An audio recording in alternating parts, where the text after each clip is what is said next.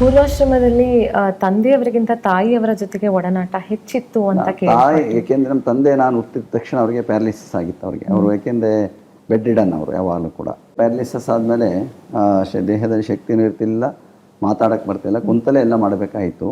ನಿಜವಾಗ್ಲೂ ನಮ್ಮ ತಾಯಿಯವರು ತುಂಬ ಸೇವೆಯನ್ನು ಮಾಡ್ತಾಯಿದ್ರು. ಈ ಕಡೆಗೆ ಮಕ್ಕಳು ನೋಡಬೇಕಾಯಿತು, ಸ್ವಾಮಿಗಳು ಸೇವೆ ಮಾಡಬೇಕಾಯಿತು, ತನ್ನ ಗಂಡನ ಸೇವೆ ಮಾಡಬೇಕಾಯಿತು. ನಿಜವಾಗ್ಲೂ ಅಮ್ಮ ಎಷ್ಟು ಸೇವೆ ಮಾಡ್ತಿದ್ರು ಊಹೆ ಮಾಡೋದಕ್ಕೆ ಸಾಧ್ಯ ಇಲ್ಲ. ತನ್ನ ಗಂಡನ ಸೇವೆಯನ್ನು ಕೂಡ 16 ವರ್ಷಗಳ ಕಾಲ, ಅಷ್ಟು ವರ್ಷಗಳ ಕಾಲ ಕುಂತವಲೇ ಅವರಿಗೆ ಸೇವೆ ಮಾಡುವಂಥ ಕೆಲಸವನ್ನು ಪ್ರತಿಯೊಂದು ಪ್ರತಿಯೊಂದನ್ನು ಮಾಡುವಂಥ ಕೆಲಸವನ್ನು ಮಾಡ್ತಾಯಿದ್ರು ಅವರು.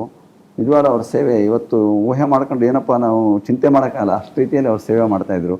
ನಾವೆಲ್ಲ ಎಳೆ ಮಕ್ಕಳು, ಈ ಮಕ್ಕಳನ್ನೂ ನೋಡ್ಬೇಕು ಇವ್ರನ್ನ, ಆ ರೀತಿಯಲ್ಲಿ ಸೇವೆ ಮಾಡ್ಕೊಂಡು ಬಂದ. ಯಾಕೆಂದರೆ ತಾಯಿಯ ಮಕ್ಕಳಿಗೆ ಹೆಚ್ಚು ಕಡಿಮೆ ತಾಯಿಯ ಸಂಪರ್ಕವೇ ಹೊರತು ತಂದೆಗಿಂತಲೂ ತಾಯಿ ಸಂಪರ್ಕ ಮಕ್ಕಳಿಗೆ ಜಾಸ್ತಿ. ಯಾಕೆಂದರೆ ಮಕ್ಕಳು ಬೆಳೆಯೋದೇ ತಾಯಿ ಸಂಪರ್ಕದಿಂದ. ಎಷ್ಟೇ ತಾಯಿ ಶಕ್ತಿವಂತನಾಗಿರಲಿ ಏನೇ ಇರಲಿ, ಆ ತಂದೆ ಹತ್ರ ಹೋಗುವಂಥದ್ದು ಮಕ್ಕಳ ಸಂಖ್ಯೆ ಕಡಿಮೆ ಅದು.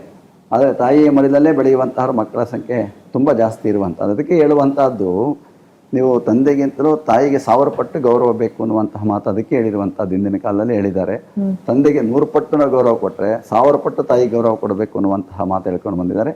ಸಹಜ, ಎಲ್ಲರೂ ಕೂಡ ತಾಯಿಯ ಸಂಪರ್ಕ, ತಾಯಿಯ ಆಶ್ರಯ, ತಾಯಿಯ ಸೇವೆ, ತಾಯಿಯ ಮಡಿಲಲ್ಲೇ ಬೆಳೆದು ಬರೋದಕ್ಕೆ ಅವಕಾಶ ಇರುವಂಥದ್ದು. ಆ ರೀತಿಯಲ್ಲೇ ಬೆಳೆದು ಬಂದಂಥದ್ದು. ಗುರುಗಳೇ, ನೀವು ಬೆಳೆದು ಬಂದಂಥ ಹಾದಿಯಲ್ಲಿ ಅಥವಾ ಬೆಳೆಯುವಂಥ ಹಾದಿಯಲ್ಲಿದ್ದಾಗ ನನಗಿದು ತುಂಬ ಕಷ್ಟ ಆಗ್ತಾ ಇದೆ ಅಂತ ಅನಿಸಿದಂಥ ಘಟನೆ ಅಥವಾ ವಿಚಾರಗಳು ಯಾವುದಾದ್ರೂ ಇದೆಯಾ? ನನಗೇನು ಕಷ್ಟ ಅನ್ನೋದು ಯಾವುದಿಲ್ವಲ್ಲ. ಅವರು ಶಿವದ ಸೌಂಡ್ ನೋಡ್ಕೊತಾ ಇದ್ರು, ಇಲ್ಲಿ ಬುದ್ಧಿ ನೋಡ್ತಾ ಇದ್ರು. ನನಗೆ ಕಷ್ಟ ಅನಿಸೋ ಪ್ರಶ್ನೆನೇ ಇಲ್ಲ ಯಾವುದನ್ನು. ಕಷ್ಟ ಅಂತ ಯಾವುದನ್ನು ಬಂದಿಲ್ಲ. ಆದರೆ ಒಂದಂದರೆ ಸರಿಯಾಗಿ ಓದ್ತಿರ್ಲಿಲ್ಲ ಅನ್ನೋದೊಂದೇ ಕಷ್ಟ ಅಷ್ಟೇ. ವಿದ್ಯಾಭ್ಯಾಸದಲ್ಲಿ ಅವಾಗ ಏನಾದರೂ ಹೇಳ್ತಾ ಇದ್ರ ಶಿವಕುಮಾರ ಸ್ವಾಮಿಗಳು ನಿಮಗೆ? ಇಲ್ಲ, ಬುದ್ಧಿಯವರು ಅದನ್ನ ಯಾವುದು ಕೇಳ್ತಿರ್ಲಿಲ್ಲ ಪಾಪ. ಅವರು ಅದ್ರ ಬಗ್ಗೆ ಯಾವುದು ಕೇಳ್ತಿರ್ಲಿಲ್ಲ. ಅವರು ಅದ್ರ ಬಗ್ಗೆ ವಿಚಾರ ಮಾಡ್ತಿರ್ಲಿಲ್ಲ ಹೆಚ್ಚಿಗೆ. ಯಾವತ್ತಾದ್ರೂ ನಿಮ್ಮ ಮೇಲೆ ಸ್ವಲ್ಪ ಏರು ಧ್ವನಿಯಲ್ಲಿ ಮಾತಾಡಿದ್ಯಾ ಶಿವಕುಮಾರ ಸ್ವಾಮಿಗಳು? ರೇಗಿರ್ತಾರೆ, ಅವ್ರು ಮಾತಾಡ್ತಾರೆ. ಅದೆಲ್ಲ ಯಾರನ್ನೂ ಬಿಡ್ತಿರ್ಲಿಲ್ಲ ಅವರೆಲ್ಲ. ತಪ್ಪು ಮಾಡೋದು ಯಾರೇ ಆಗಲಿ ಎಲ್ಲರನ್ನೂ ರೇಗ್ತಿದ್ರು ಅವರು. ಅದೇ ಅವ್ರಿಗೆ ಅದರ ಥರ ಏನಿಲ್ಲ, ಎಲ್ಲರನ್ನೂ ಒಂದೇ ರೀತಿಯಲ್ಲಿ ನೋಡೋರೆಲ್ಲ.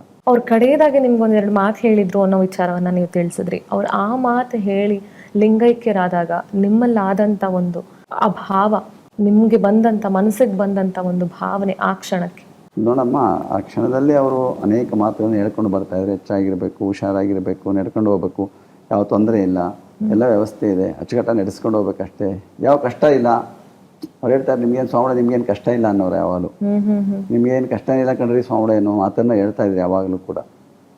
ಅತಿಥಿ ಎಲ್ಲ ರೆಡಿ ಸಿದ್ಧ ಮಾಡಿದ್ದೀನಿ, ಎಲ್ಲ ಮಾಡಿದ್ದೀನಿ, ನಿಮ್ಗೇನು ಕಷ್ಟ ಆಗೋದಿಲ್ಲ ಕಣ್ರಿ ಸ್ವಾಮಿ ಅನ್ನೋ ಮಾತನ್ನು ಹೇಳ್ತಾ ಇದ್ರು. ಅದು ಅವ್ರ ಆಶೀರ್ವಾದ ಹಂಗೆ ನಡ್ಕೊಂಡು ಹೋಗ್ತಾ ಇದ್ರಿ. ಗುರುಗಳೇ, ಇವತ್ತಿನ ವಿದ್ಯಾರ್ಥಿಗಳಿಗೆ ಏನು ಹೇಳಲಿಕ್ಕೆ ಬಯಸ್ತೀರಿ? ಇವತ್ತು ಶಿಕ್ಷಣ ಎಲ್ಲ ಕಡೆ ದೊರೀತಾ ಇದೆ.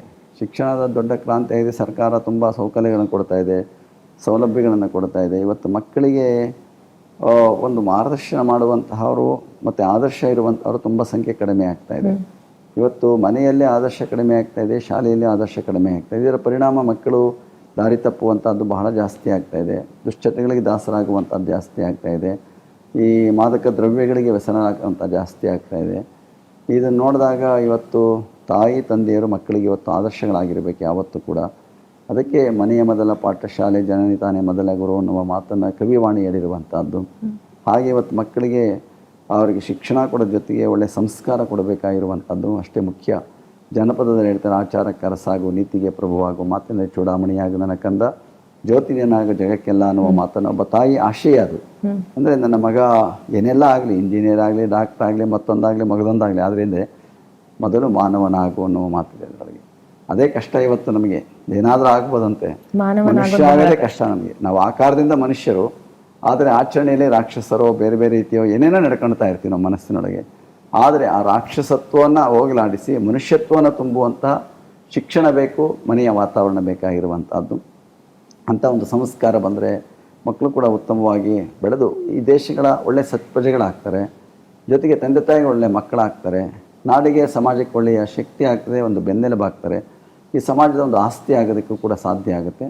ಆದ್ದರಿಂದ ಶಿಕ್ಷಣ ಜೊತೆಗೆ ಒಳ್ಳೆಯ ಸಂಸ್ಕಾರ ಎರಡೂ ಬೆಳೆದಾಗ ಮಾತ್ರ ಮಕ್ಕಳು ಉತ್ತಮ ಸಂಪತ್ತಾಗಿ ಈ ದೇಶಕ್ಕೆ ಒಂದು ಕೊಡೆಯಾಗೋದಕ್ಕೆ ಸಾಧ್ಯ.